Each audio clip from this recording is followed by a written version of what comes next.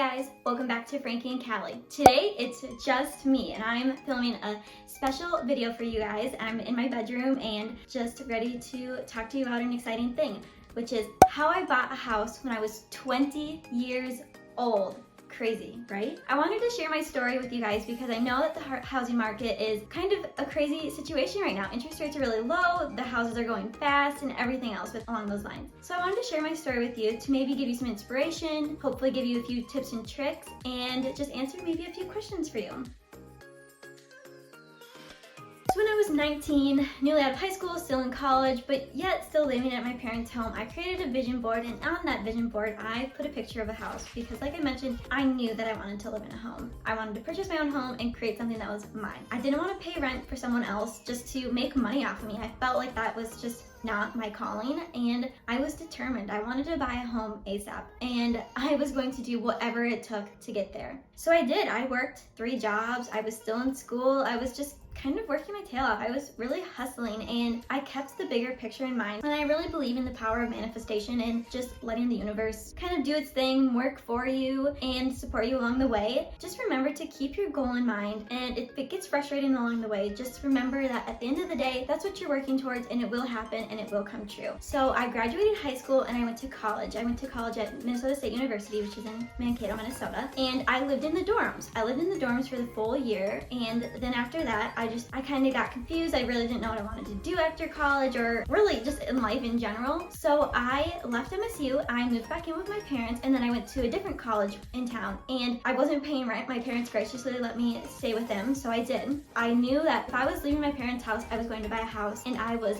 determined. So these are some things that I did to get there. One of the first things I did was I talked to a mortgage loan officer. So one thing that your mortgage home loan officer is going to want to know is your debt to income ratio. And this is a huge thing. So compile all of your debts and take note of how much it is. Do you have a car loan? Do you have student loans? And this one was a tricky one that we found out about. If you are a co-signer or a pre-approved authorized user for like a parent's credit card, or they have you on a business name or anything like that, that debt is yours. So your mom or dad or your sister has a credit card and you are approved to use it, that outstanding debt is still under your name. So if you are on anything like that, make sure to get off of those if you can, if that has a high debt, especially if you are not making a lot of money, because you want that debt to income ratio to be about level. She told me that she wanted my debt to be 50% less than what I'm making for my income. So just know that. So if you currently have a lot of debt, maybe try to work on getting that debt lowered, or just explain that situation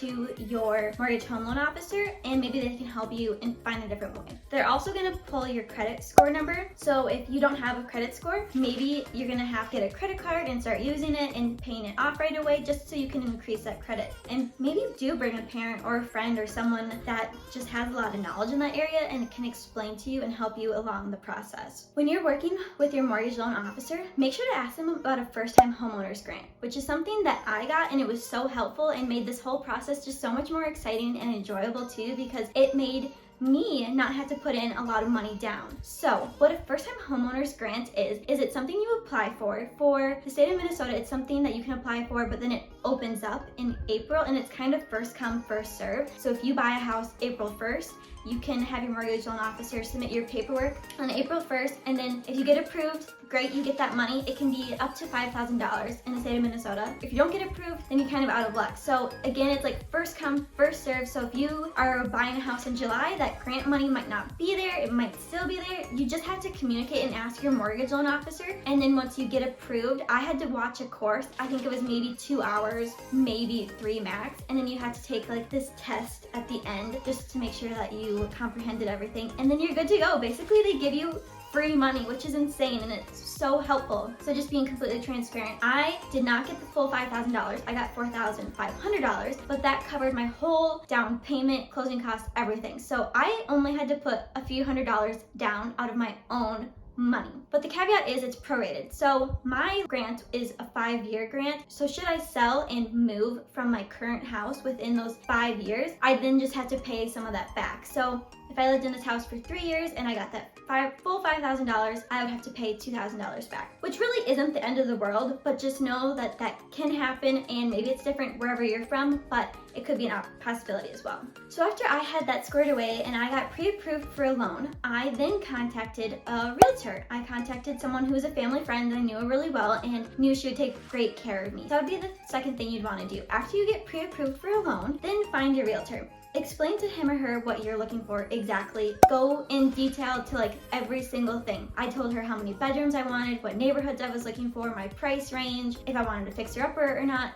anything. Like, go in detail. And like, feel free to contact them too. If you see anything pop up on like Zillow or Realtor.com, text them right away because houses are going fast. So you want to be one of the first people to see it. Okay, so I got pre-approved for a loan and I was working with my mortgage loan officer. Then I found my realtor, I got that all lined up, and now it's actually the fun part. You get to start searching for your house, which is so fun. I absolutely love this process, although it is kind of stressful too, I'm not gonna lie. In Mankato, the housing market goes so fast. So you want to be on top of your game. Like, be checking Realtor, be checking Zillow daily. Have your realtor let you know if anything comes up in the market or if you hear anything. Like, you want to be looking at houses soon, like ASAP. I probably looked at 8 or 9 houses before I found the one that I actually bought. So just know that it can be a little daunting, so surround yourself with people who are encouraging, uplifting, want the best for you, and are willing to make it happen. Because just know that even though it can be a stressful process, whatever is meant to be will be, and I'm confident that you'll find the right house that's for you, because I did, and I know so many other people who did as well. Another thing to note too, just know that you might not get everything on your dream house list. I know that I didn't. Like, for example, my kitchen when I first moved in wasn't ideal, but that's okay. I was able to renovate it and get it just exactly how I want. And maybe that's not an option for you, but just know that within time, you can make your house exactly how you want it. So just keep an open mind and really walk into the house and envision it with your stuff in it. That was a big thing, because when you're looking at all these houses and they're staged, or maybe there's a family in there and they have toys everywhere and that's not you, just envision it with your stuff in there, because you don't want to clutter your mind. Then in the middle of February, I got to tour the house that I live in now. So it was kind of a crazy situation actually. My mom found, she was friends with someone on Facebook and they posted something saying that, oh, look at this house, it's going on the market tomorrow, because they were a realtor, and she tagged me in it, and I was like, oh my goodness, I love this house, we need to go look at it. So then I sent it to my realtor and she's like, okay, great, I have this booked for 12. We're gonna go and tour it tomorrow. So the day that the house went on the market, I went and toured it, and I was already the 8th person, or maybe the 9th, to go and look at it, and it was only noon, and it had been on the market since 8 a.m. which is crazy and just goes to show how competitive the market is right now. So I toured it at noon. I knew I wanted it, so we put in an offer by, I don't know, maybe 2 p.m., maybe before, and then there was already 4 other offers. I was the 5th person, which was insane. I wasn't worried, I was still confident. I was like, this is still my house, I know it's meant to be. I just had a really good feeling about it. So after some back and forth, some negotiation, 2 days later, I found out that the house was mine. Then maybe a month later in March, I signed all the paperwork, and then in April 20th, I got to move into my house. I've been living here for almost 2 years now, and it has been such a joy, so fun and fulfilling. I have redone the kitchen and the bathroom, completely gutted them both, and then just added my little touches around the house, and it's been so fun, and it really is such a rewarding process. Again, if you're currently renting and that's not where you are in life right now, that's okay. It's something you can always work towards, and it really is just an amazing thing. Like, you feel so proud and so excited to come home every day and knowing that it's fully yours. You get to do whatever you want to it. You can take down a wall if that's something that you want to. You can, I don't know, do anything, paint, renovate, whatever. It's all yours, and you just get to have a beautiful life in it. So those are my tips and tricks for you, and the story of how I bought a house when I was 20 years old.